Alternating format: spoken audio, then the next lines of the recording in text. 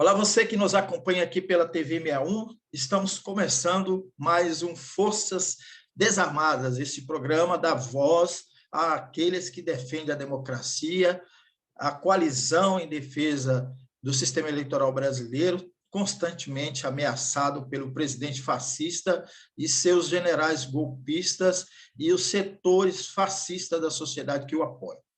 Estou aqui recebendo com grande satisfação o professor, doutor em Direito, ele é membro da Associação Brasileira de Juristas pela Democracia, o jurista Ney Strozak. Como vai, Ney? Tudo bem? Olá, João Negrão, tudo bem? Olá, Eduardo.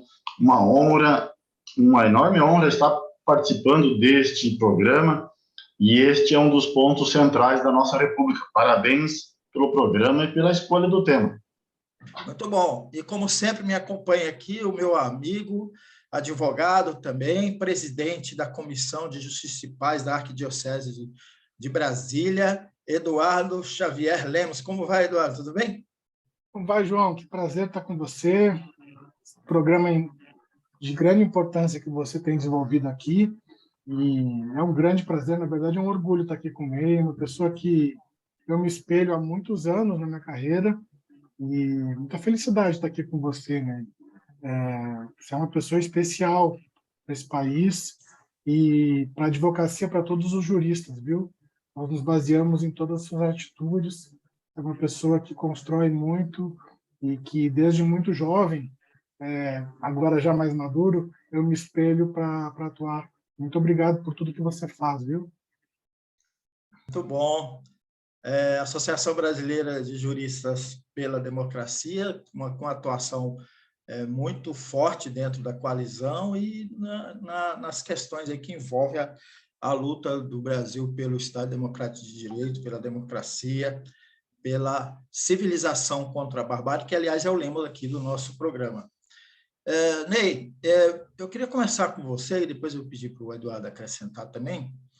A gente está vendo a possibilidade, né? A gente não tem como, não temos informações precisas sobre isso, a possibilidade de existir um racha. A gente percebe, né? É perceptível que não há unidade, não há unanimidade nas Forças Armadas, nas intenções golpistas. O vice-presidente da República já declarou recentemente, já fez em outras ocasiões declarações semelhantes, de que o processo eleitoral será garantido e quem for eleito vai ser empossado, contrapondo a posição do presidente, que constantemente está ameaçando o processo eleitoral e acenando com um golpe de Estado. Queria saber de você, como é que você analisa isso, né? Como é que você vê essa conjuntura em que a gente está sem saber o que realmente vai acontecer? O que se sinaliza é a possibilidade de um golpe. A gente está vendo aí também a questão da violência política, que depois eu gostaria de retomar com vocês. Tá bem. Como o Eduardo disse, enfim, a minha militância já vem desde 95, e desde 95 sou advogado, entre outras coisas, do MST. Sou filho de lavradores assentados em projeto de reforma agrária no Paraná. E nesta missão de advogado e de militante pela causa dos direitos humanos e na defesa do Estado Democrático de Direito, iniciamos a construção da BJD. A BJD nasceu em 2018 e, desde então, vem se dedicando a essa pauta da construção de uma narrativa e, especialmente, a construção de um espaço de defesa do Estado Democrático de Direito. A questão das Forças Armadas, João, as Forças Armadas, como qualquer instituição em qualquer país, ela tem dentro de si diversas correntes. Infelizmente, com a eleição de 2018 do capitão, a corrente ou a ala golpista e que está apoiando o atual presidente ganhou uma relevância e ganhou maior força. Porém, não é unânime dentro das Forças Armadas esta postura golpista ou esta postura de defesa intransigente da pauta bolsonarista. Porque dentro das Forças Armadas nós precisamos considerar a existência da Marinha, da Aeronáutica e do Exército, e ainda a existência da Polícia Militar.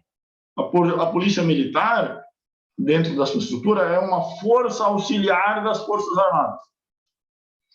E a polícia militar, em que pese tenha uma coordenação unificada em nível nacional, mas a polícia militar, em cada estado da federação, está subordinada a uma outra autoridade, que é o governador. Mas vamos ficar, por enquanto, nas Forças Armadas.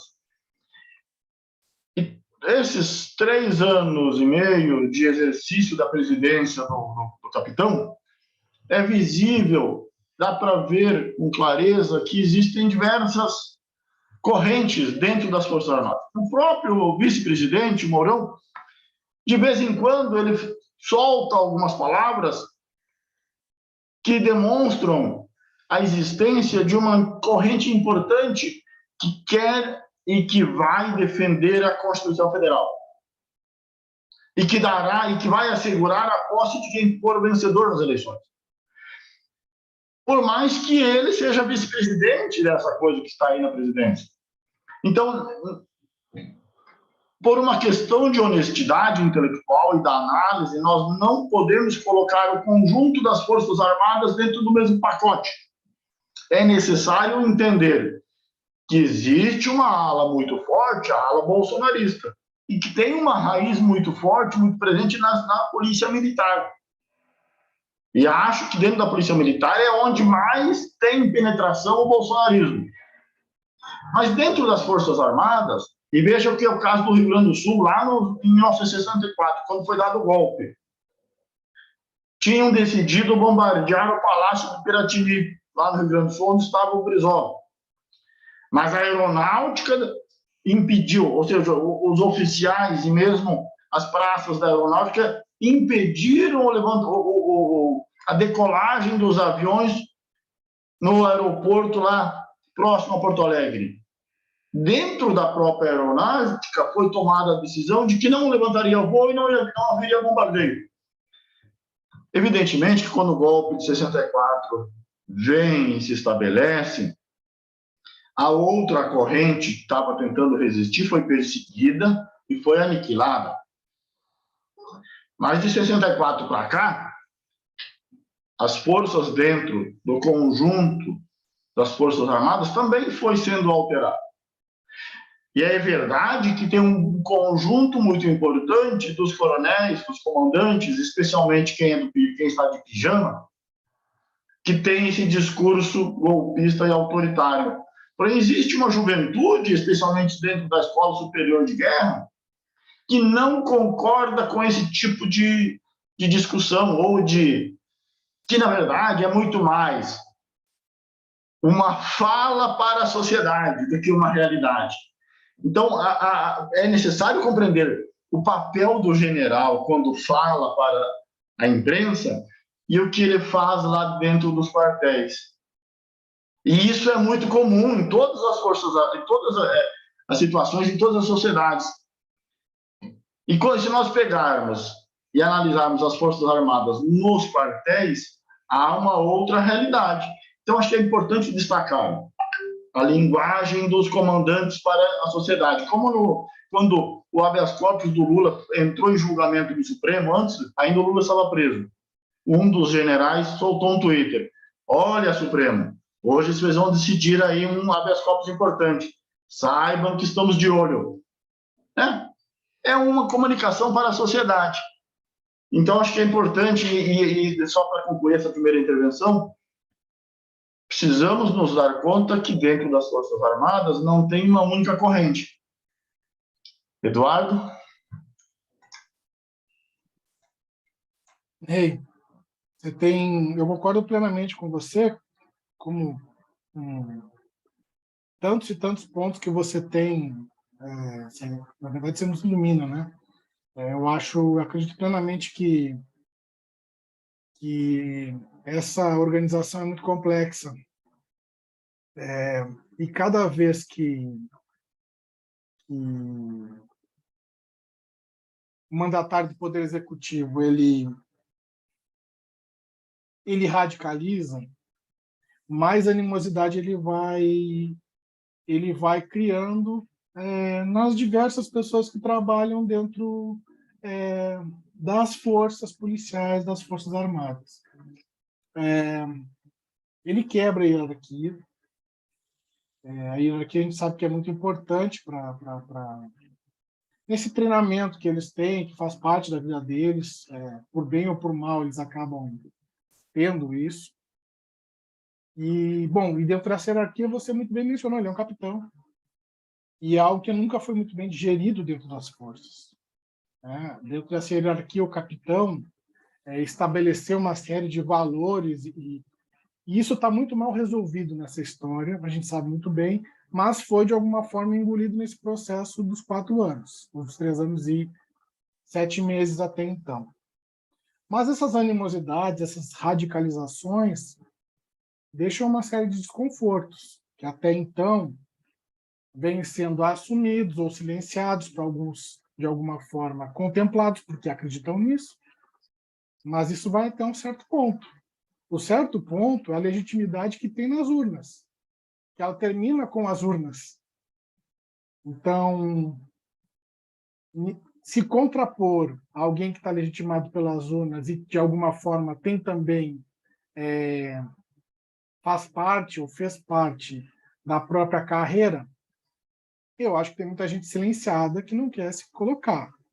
Mas a partir do momento que as urnas já não estiverem mais do lado, e isso basta 1 segundo, saiu o resultado, eu acho que tem muita gente que vai dizer, desculpa, até aqui tudo bem, você não está na hierarquia aqui onde eu tenho que obedecer, estava, porque era o Poder Executivo, não é mais, desculpa, cada um para um lado, muito obrigado, você é ex-presidente, agora que vem o novo.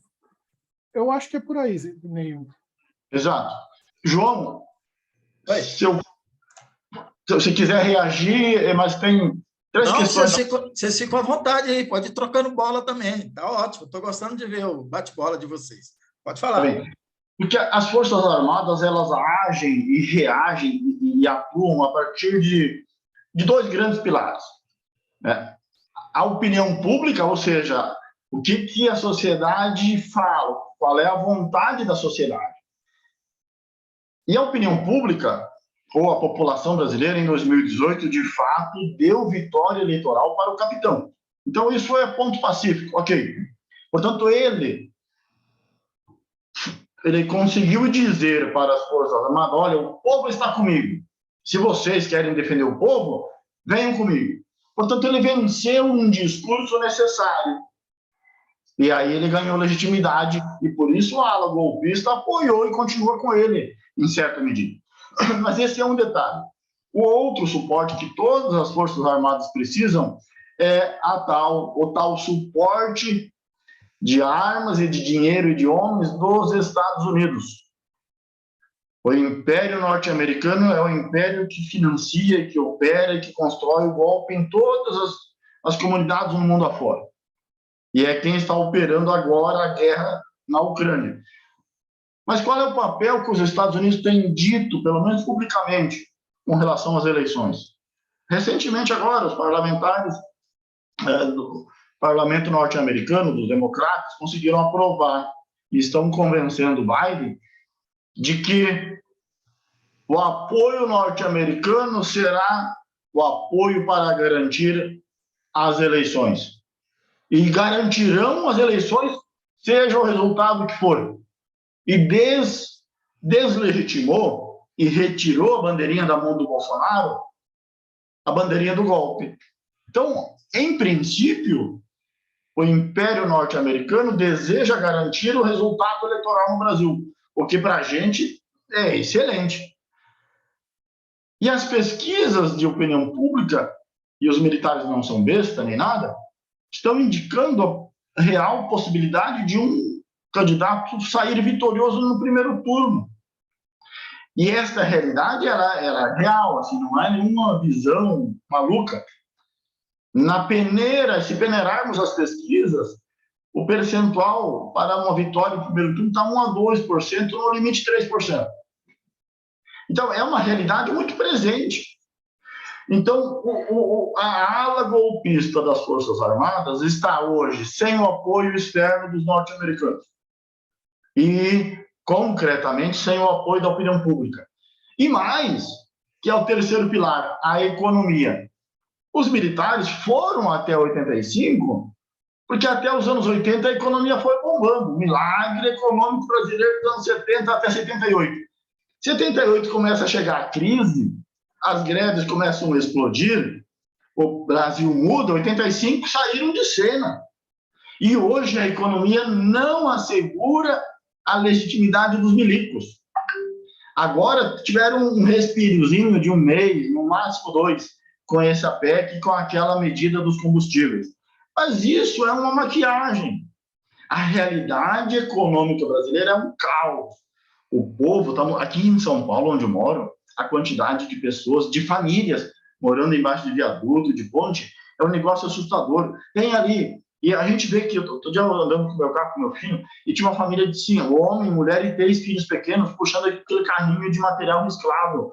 É uma coisa que a gente não via antes. Hoje a gente vê família inteira caminhando, recolhendo. E família inteira morando, ou seja, a economia não está para beneficiar os militares, muito ao contrário. Então, quando eles falam, olha, se nós não vencermos, haverá golpe. Ok, beleza. E o que vão fazer no dia seguinte do golpe? Vão estatizar todos os mercados? Então o preço do feijão é R$10. Ah, não vão. Vão estatizar os postos de gasolina? Não vão. Ou seja, e aí? Beleza. O que estão fazendo no dia seguinte? A fome vai continuar, a miséria vai continuar. O furo do teto já estourou. Eles vão fazer o quê? Vão prender e matar? Também não tem clima. Então, João, o mar não está para peixe para os militares. Exatamente, Ney. Agora, nós temos uma outra situação, né? A situação é que a gente, inclusive, já analisou aqui com a doutora Cláudia e o Eduardo, é que nós temos uma milícia armada, maluca, totalmente insana, totalmente doente. A gente viu isso aí no assassinato do Marcelo Arruda, e no nosso dia a dia a gente está vendo, né? As pessoas estão com essa disposição para matar.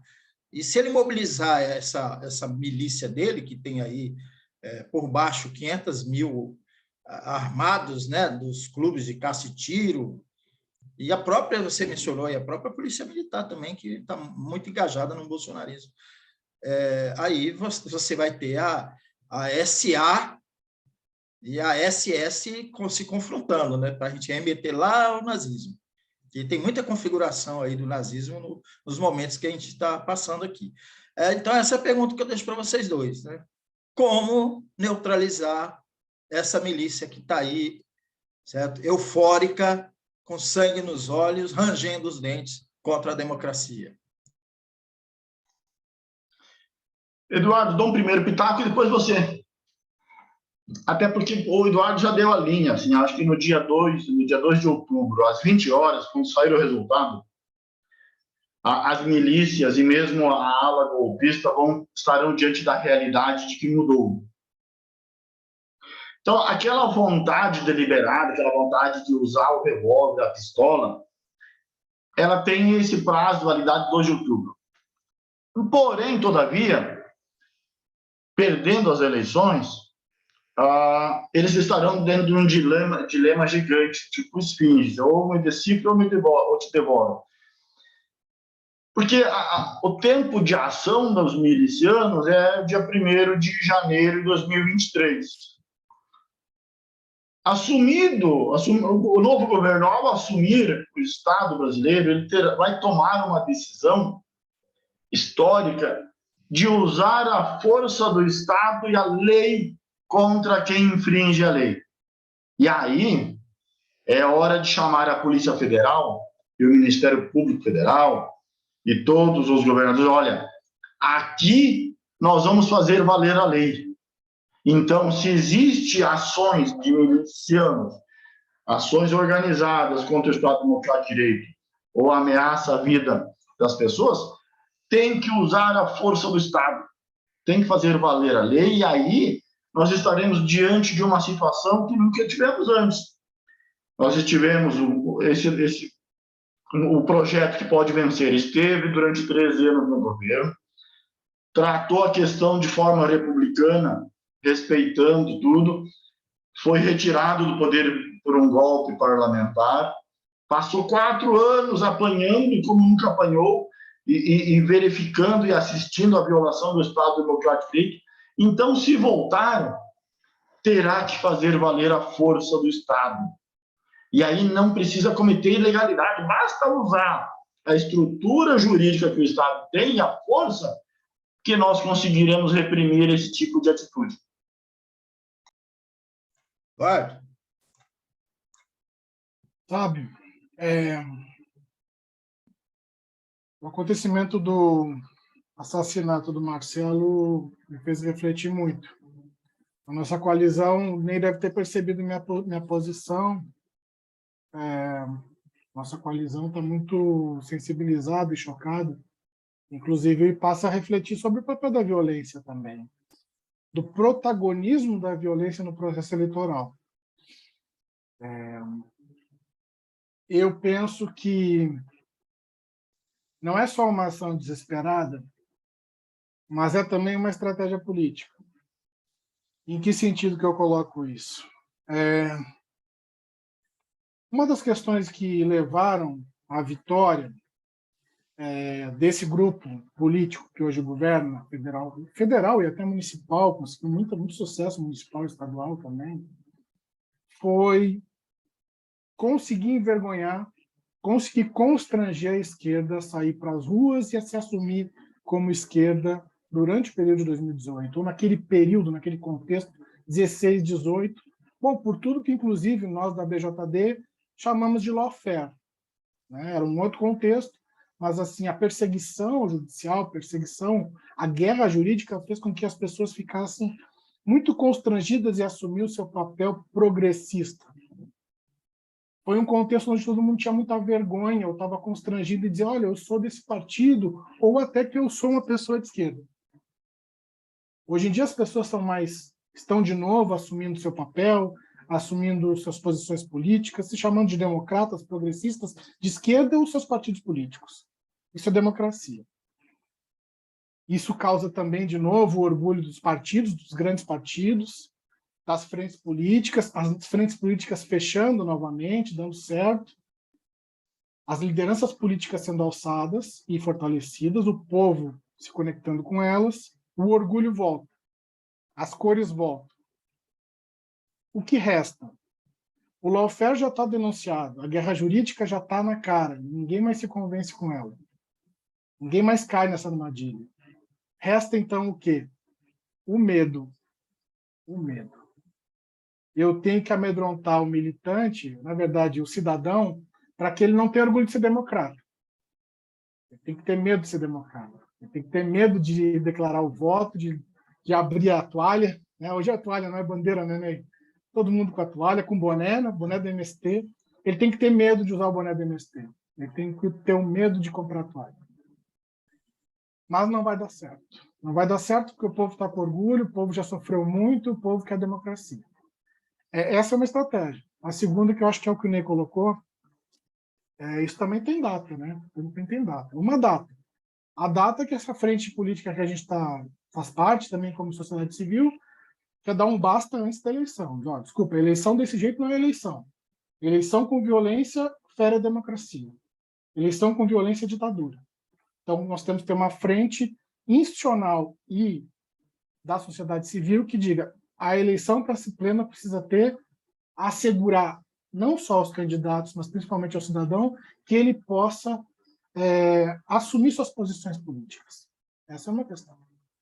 E tem uma data, que é a data da eleição. Quer dizer, a gente pensar as forças militares, forças armadas. Bom, está tudo meio misturado, o pessoal fica meio constrangido. Certo. O policial militar de verdade, o militar de verdade, ele é uma pessoa que está na lei, é uma pessoa que é correta, que vem desde a academia, sendo formada numa linha, eu sempre digo, uma linha divisória, entre o certo e o errado. Não é que eu concorde com isso, mas eles são treinados assim. Se alguém cola na prova, ele toma uma punição. Eles são muito duros nesse sentido. Então, o miliciano, desde muito cedo, ele é punido na escola. E ele é expulso muito cedo. Não à toa a figura do mandatário do Poder Executivo. Relativamente cedo na carreira, ele foi expulso. Ele não é bem visto, nunca foi bem visto. Ele não é chamado de policial, ele não é chamado de militar, ele é chamado de miliciano.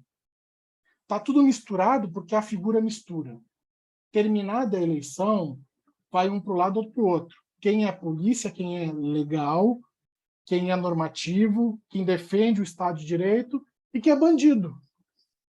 Não pode misturar uma coisa com a outra. Bandido é bandido e quem defende o Estado de Direito, a democracia é outra coisa. E como o Ney colocou, tem que incentivar quem é do Estado de Direito, quem é policial mesmo, faz ostensivo, dentro, que defende os direitos humanos, porque também o policial defende. Desculpa, quem diz que é policial, mas é miliciano, bom, para eles a lei. É isso. Muito bom. Ney, Eduardo, quer comentar, Eduardo? Quer acrescentar, Ney, quer acrescentar alguma coisa? Sim, bem rapidinho. Acho que essas eleições estão demonstrando que a elite brasileira não tem um projeto para o Brasil, o que é uma pena. É pena, porque hoje, enfim, nós temos um candidato ali com 46%, 48%, e aí temos essa coisa aí com 30%, e a elite, digamos que estaria no PSDB, no MDB, está com 0%, 2% nas pesquisas, não vai se viabilizar eleitoralmente, o que é uma pena para a sociedade brasileira, porque a elite nos diversos países, tendo um projeto para desenvolver a sociedade, ela ajuda o povo, e não é o nosso caso. Era só esse comentário, João. Só um pouquinho aqui, que ao invés de eu abrir meu áudio, eu fechei de novo. Muito bom, gente. A gente está caminhando aqui para finalizar aqui dentro do tempo que nós delimitamos. Infelizmente, a gente delimitou um tempo entre 25 a 30 minutos, já estamos extrapolando os 30 minutos. E eu vou... Perfeito, essa aqui é nosso símbolo, paz e amor no dia 2 e sempre. E aí eu gostaria que vocês fizessem as considerações finais para a gente encerrar. Pode começar pelo nosso convidado, né, Eduardo? Vai lá, Ney. Tá bem? E acho que o teu papel, João, com este trabalho que esse é essa verdadeira democratização do sistema de comunicação. É construir esses canais, divulgar e chegar até o povo. Então, primeiro, meus parabéns por esse trabalho, siga em frente. E, de fato, nós não temos muitos motivos para ficar tristes. Acho que é um momento de recuperação, de uma coragem, de uma alegria, e sabemos que o tempo do fascismo e dos autoritários está contado. Os dias estão contados e eles têm prazo de validade. Então, muito obrigado pelo convite. Eduardo. Eu queria te agradecer, João, mas a nossa amizade vem de longa data, minha relação com o Ney de admiração é de longa data, hoje em dia é um contato mais próximo. Eu queria te agradecer, Ney, porque eu sempre aprendo muito contigo. Hoje você me chamou para dança e eu dancei. E fico muito feliz de poder aprender contigo, de interagir nesse diálogo aqui. E você é uma pessoa muito especial, não só pela BJD, a BJD foi mais um passo na tua carreira, onde eu pude me somar nessas batalhas jurídicas, do outro lado da guerra, digamos assim, né? Para contrapormos a guerra. E muito obrigado por tudo que você faz, por tudo que você fez. É mais isso mesmo.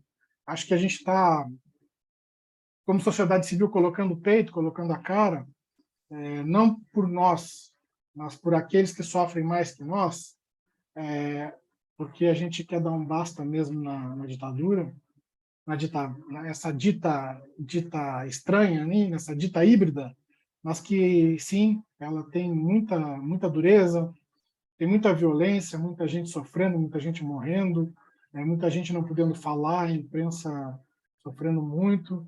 Então, ela tem muitas características de ditadura, é um autoritarismo muito forte, se diferencia um pouco daquele período do militarismo, da ditadura militar, mas tem muita característica de ditadura também. Então, eu tenho falado muito sobre isso, né? Como eu sei que você é um grande exemplo de jurista ligado ao movimento social, acho que você também é uma pessoa que deve concordar comigo, tem muita coisa, principalmente para o movimento social, para o movimento social é ditadura. Talvez para quem está na cidade seja uma coisa mais autoritarismo, mas para quem está no movimento social, hoje em dia, é ditadura. É isso. Obrigado, João, mais uma vez. Obrigado, Eduardo. Realmente, a gente está vivendo numa ditadura, né? A gente já vive o fascismo, né? A gente sofreu um golpe, inclusive.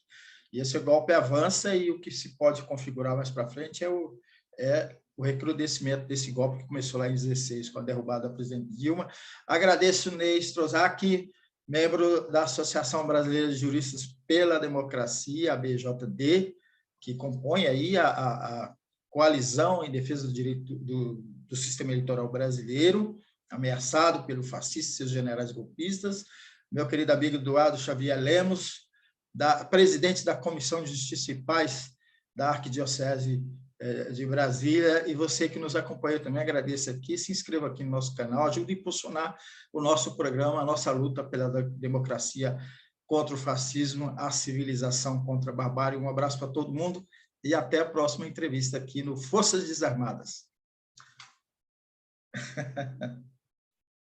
É isso aí, gente.